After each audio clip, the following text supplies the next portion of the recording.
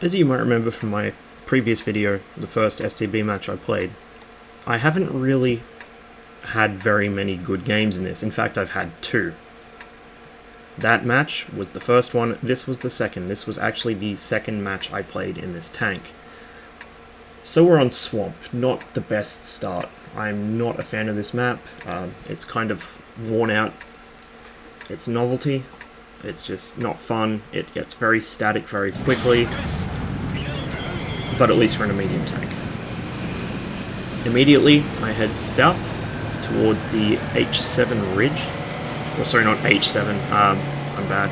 The H5 ridge, which is the place you go to set up initial shots across the bridge. Inevitably, some idiot will think that they can beat the mediums across the bridge. No, you can't. Don't ever go clockwise on this map. You just die horribly.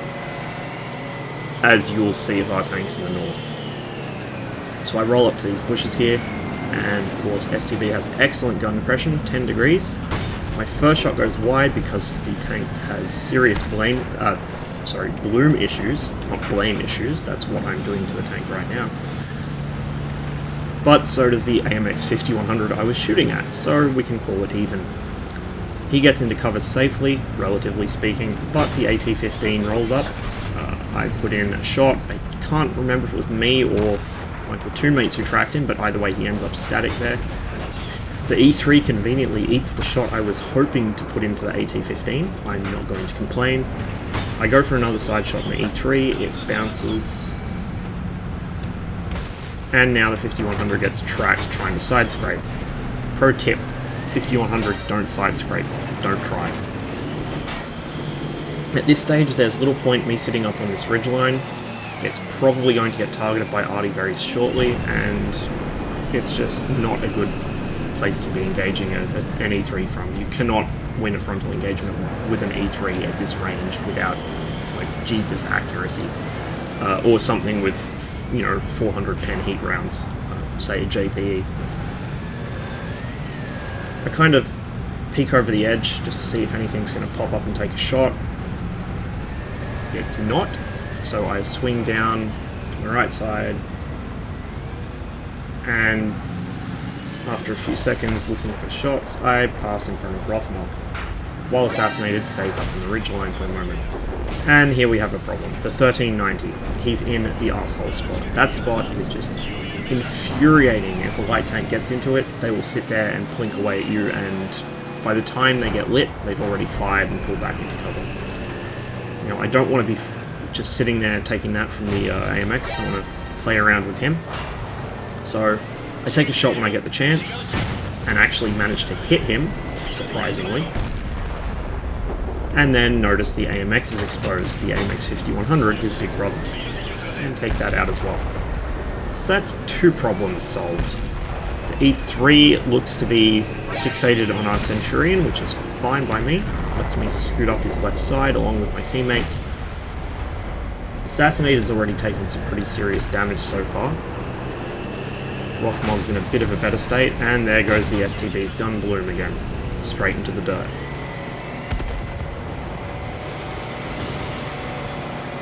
I decide not to cross the bridge, I'll stay in the low ground. The river has actually been made much shallower than it used to be, so you can cross it for quite a large distance. Like, previously there was one very narrow fording point, and if you didn't make that you were fucked, but now it's much safer to cross. Looking for shots on this IS-8, he does have the M62 from what I can tell, but he doesn't have the fully upgraded turret. There's really not much difference. I'm pretty sure the stock turret and upgrade turret have the same armor scheme. All it does is add hit points and view range, and some soft stats to the gun. Of course, I'm in an STB, so I'm not going to be making that cupola snipe anytime soon. All the same, by putting fire in his general direction, it might discourage him from popping out around the corner and pushing on our position. I don't want to stay here for too long, however, because the Batchat 155-55 can relocate very quickly and start putting shells down here. There's also the threat of him spotting me for tank destroyers camped up towards where the Foch and T-95 were spotted. Any tank destroyers actually in their base on the ridge there are going to be out of render for me, which is good, but it looks like the real scary shit is down here with me anyway. I get one shot in the 95 into his side. That one I think was a bit late, he was already facing this way. And then I know that the IS-8 spotted me there, so I begin to back off. I don't want to get a T-95 shell. Our IS-7's in, looks like a crater. He's somewhat hull down, which means he's more or less safe unless Artie starts focusing on him. The IS-7's turret is pretty durable against T-95 shells and Foch shells. But all the same, I'm not an IS-7, so I'm not going to hang around here and expect my armor to carry me. Rothmod was actually asking if he should come with me or stay there. I told him to stay there. In hindsight, that was a mistake, because I didn't realize our T-30 was a bot. Now, if you look at our T-30's stats, yeah, he's well and truly a bot. 10,000 battles, 292 WNA, 45% win rate. Put it this way, if that is an actual live player and not somebody just botting their way to a tier 10, then a bot would probably be more useful. In any case, the tank hasn't left spawn, so evidently they're just AFK.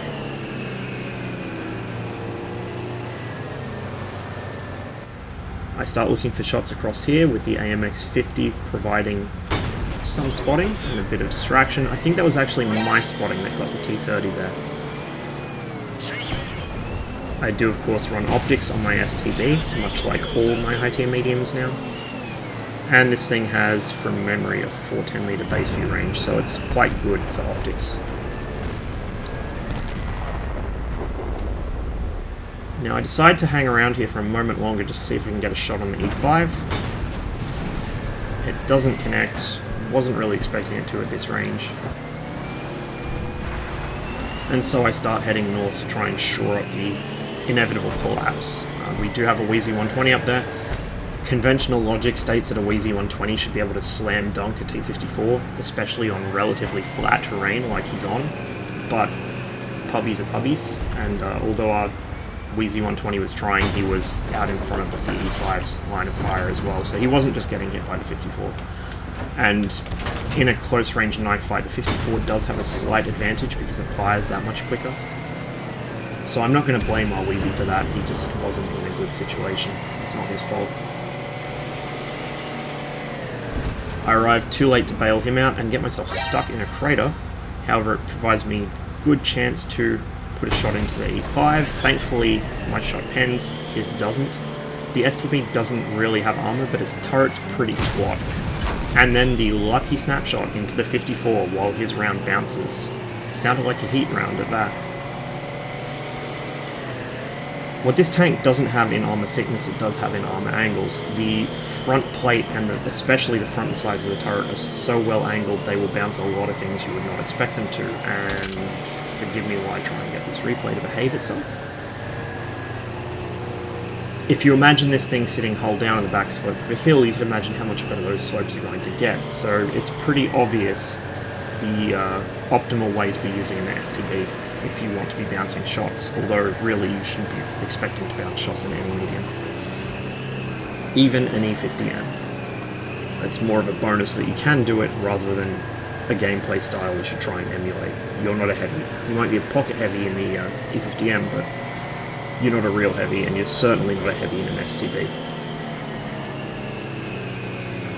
I try and use the terrain to my advantage here, sticking to the low ground, except when I come up to try and spot over the hilltops. You're also much harder for pubbies to hit if you're bucketing around over hills. If you're on flat ground, obviously it's just a case of leading you, in one plane of movement. If you're bouncing around over hills, it's much, much harder for these people to aim, especially pubbies that have like frame rates in the single digits or pings in the quad digits, or any of the other number of reasons pubbies are terrible at anything based on reaction time and latency. Sorry, words are hard. Now, I decide to head up into the enemy base just to see what I can find here. I actually find the Batchat 155, I get one shot in, back off immediately so he can't shotgun me very easily, and he seems to have actually either not noticed that he got shot, or he's not interested in defending himself. Nevertheless, I stick to the left in the low ground, as you can see, just to give myself that little bit more stealth and a little bit of cover in case his friends roll up from my right side. Again, knowing terrain is very important if you want to win games. Remarkably, I bounce an APCR round off the front of his gun shield, and my ram fails to kill him, but my ram actually positions me perfectly to avoid getting wiped out by the ISU. I now have some decent cover. Unfortunately, I rock back a little too far and the ISU does pen me. Right through the front of my gun mantlet by the looks of it, next to my gun. However, I now know I've got about 13 odd seconds to do something about him. So I knock him down to one-shottable hit points, 175, that's well below my minimum roll, which is 293. And the Foch stupidly tries to go off to the side, exposing his pathetically weak side armor to me. I don't know what he thought that was going to result in, but it got him killed. Now it's a game of trying to bait the ISU into taking a snapshot, which he does. I narrowly get away with nothing but track damage, and he gets finished off. Bit of luck is involved there, but I was kind of planning on just eating a shot with my track anyway. It could have gone either way. Now, I've taken position in this crater. This was, in hindsight, a mistake. It gave their T-30 time to come back. What I should have done instead was immediately head to the right side of the cap and hide in the defilade there, where he wouldn't spot me coming up the ramp, or to run all the way around the north through the A-line and then hook in behind him. If I'd done either of those things, I probably would have won the game. But I thought because I had the ISU in support, even though he's not fully upgraded, I would have something to distract the T-30 and the ISU would avoid getting himself reset. I was very wrong.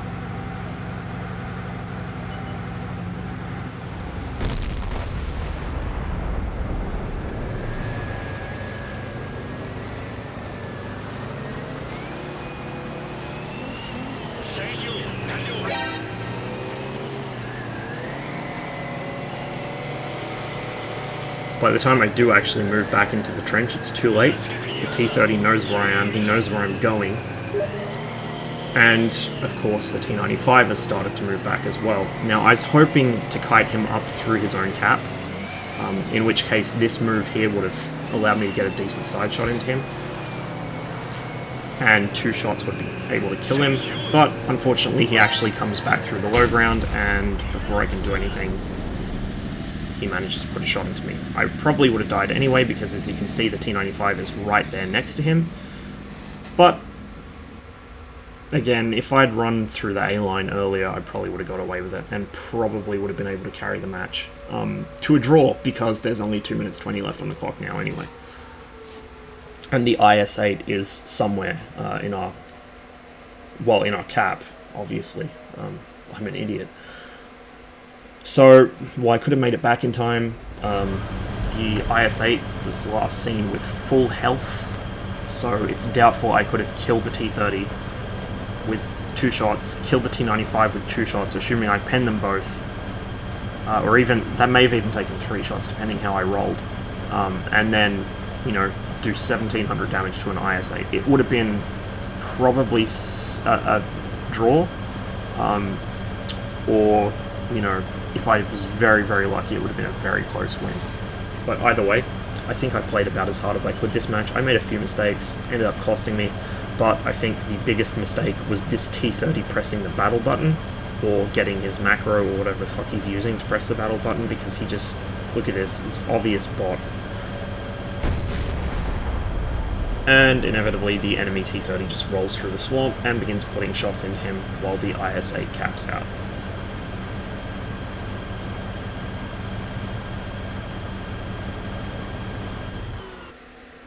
And that's NA West for you. Either way, it was a fun match. It was pretty tense. I enjoyed the match. I didn't feel... like, I was irritated afterwards. I'm always pretty pissed off after a preventable loss. But I was pretty happy with my own performance, about as much as I could be, and so I guess that's something, right? Watching the replay now, I see a couple things I could have done to have a better chance of winning. Obviously, during the actual match as well, I had thoughts like, I should have got off cap sooner and ducked into that trench, but I think for the situation I was in, I probably did about as good as I could really be expected to, because I'm honestly not that good at this game. Anyway, STB, very good tank. Get one. It's a lot of fun. The only problem is that most of the line leading up to it isn't fun. The Chinu is like a shitty Panzer IV. The Chito is like a shitty Panzer IV with a bit less shitty gun. It's like when the Panzer IV still got the Panthers gun, the KWK 42L70. Yeah, it's basically that. It's more or less the same sort of chassis as the Chino, just with a bigger gun. The Cheery I actually enjoyed. A lot of people hate the Cheery with a passion.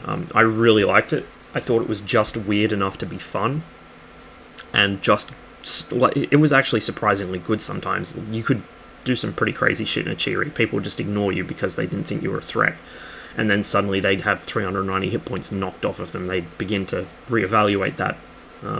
But it's not for everyone, and I don't think a lot of people really do enjoy it.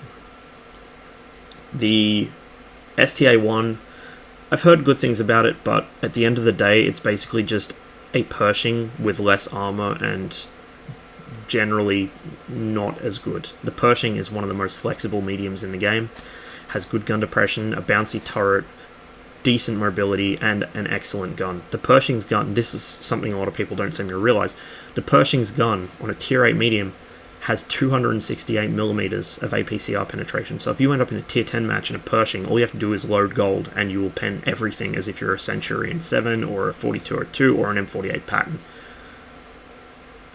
It gets expensive, and I generally don't shoot gold unless I feel I really need to, but the option's there, and just having the option, even if you don't use it, is a lot of what makes a tank good, I think. It's a big deal. And then you go to the Type 61, which is basically a shitty Patton. The Type 61 is a huge target.